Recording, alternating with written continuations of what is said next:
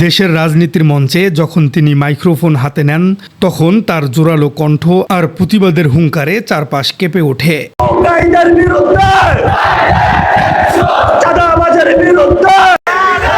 কিন্তু সেই একই মানুষ যখন হাজার মাইল দূরে যুদ্ধবিধ্বস্ত মধ্যপ্রাচ্যের এক শোকাহত জনসমুদ্রে মিশে যান, তখন দৃশ্যপটটা একেবারেই ভিন্ন রকম।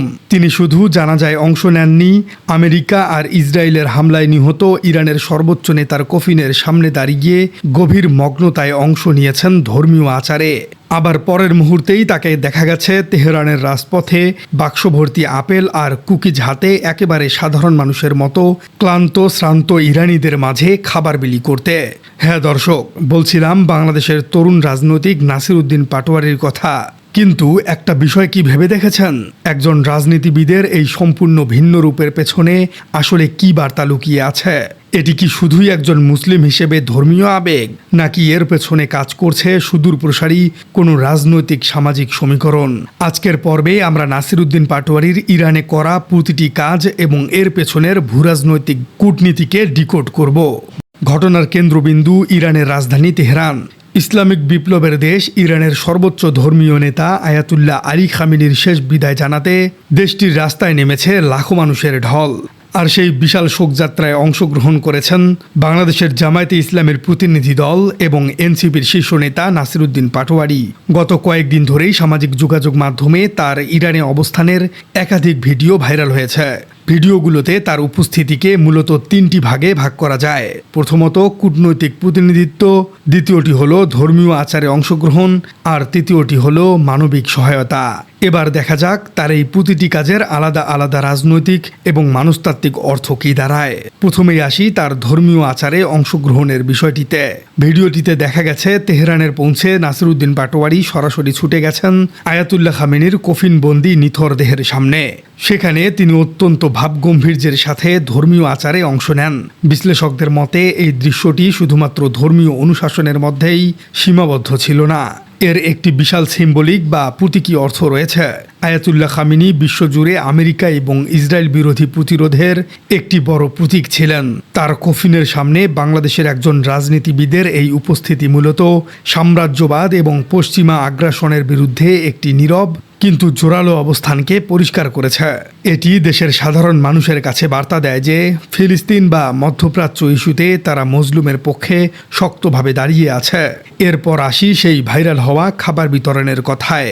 জানাজার নামাজ শেষে যখন লাখো মানুষ ক্লান্ত এবং শ্রান্ত, তখন নাসির উদ্দিন পাটোয়ারিকে দেখা গেল বাক্সভর্তি আপেল, কুকিজ এবং কেক জাতীয় খাবার বিলি করতে। ইরানি সাধারণ মানুষও তাকে ঘিরে পরম আগ্রহে সেই খাবার সংগ্রহ করেছেন।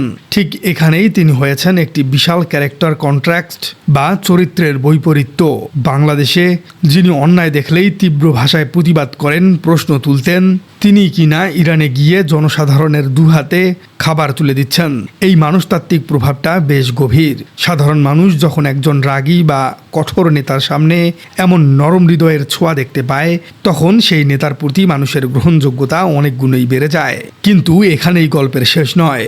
এই একটি ঘটনার সাথে জড়িয়ে আছে গত 4 মাসের এক বিশাল রক্তক্ষয়ী ইতিহাস। জানলে অবাক হবেন যে যেই মানুষটির জানাজা আজ পড়া হচ্ছে, তিনি কিন্তু আজ বা গতকালকে মারা যাননি। তাহলে কেন এতদিন পর তার জানাজা? একটু ফ্ল্যাশব্যাকে যাওয়া যাক। ঘটনাটি গত 28 ফেব্রুয়ারির। আমেরিকা এবং ইসরায়েলের এক যৌথ এবং অত্যন্ত সুপরিকল্পিত হামলায় নিহত হন আয়াতুল্লাহ আলী খামেনি এবং তার পরিবারের কয়েকজন সদস্য। ভূরাজনীতিতে এটি ছিল একটি বিশাল ভূমিকম্পের মতো ঘটনা। কিন্তু সেই সময় মধ্যপ্রাচ্যের যুদ্ধ পরিস্থিতি এবং অভ্যন্তরীণ নিরাপত্তার চরম ঝুঁকির কারণে খামেনির মতো একজন শীর্ষ নেতার শেষ বিদায়ের আনুষ্ঠানিকতা করা সম্ভব হয়নি।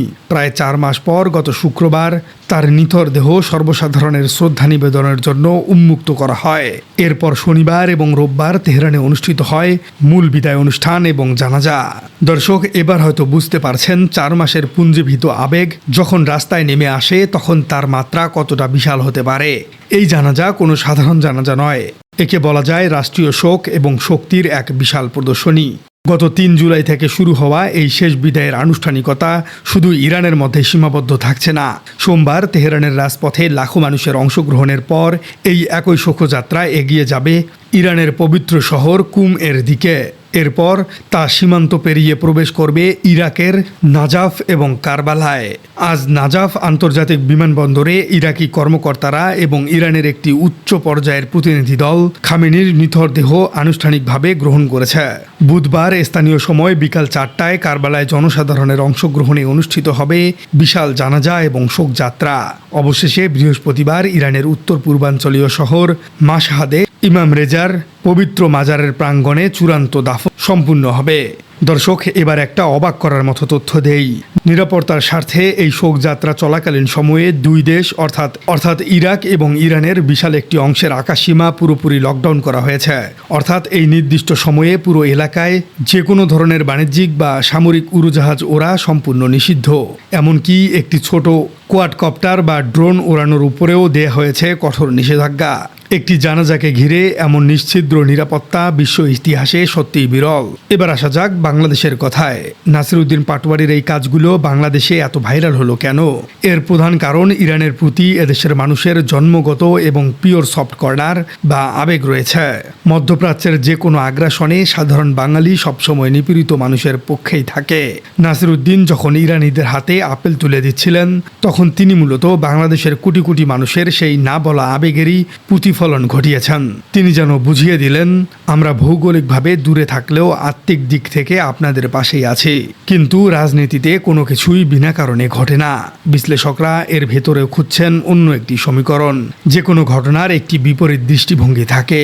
কিছু রাজনৈতিক বিশ্লেষক মনে করছেন এটি জামায়াতে ইসলামী এবং এনসিপির একটি অত্যন্ত সুপরিকল্পিত ডিপ্লোম্যাটিক পিআর বা জনসংযোগ কৌশল। আন্তর্জাতিক অঙ্গনে নিজেদের একটি লিবারেল, মানবিক এবং আন্তর্জাতিকবাদী ইমেজ তৈরি করতেই দলটি এমনটা করছে। নাসিরউদ্দিন পাটোয়ারির মতো একজন তরুণ এবং জনপ্রিয় নেতাকে সেখানে পাঠানো এবং তার প্রতিটি কাজকে ক্যামেরাবন্দি করে প্রচার করা সেই বৃহত্তর কৌশলেরই অংশ হতে পারে।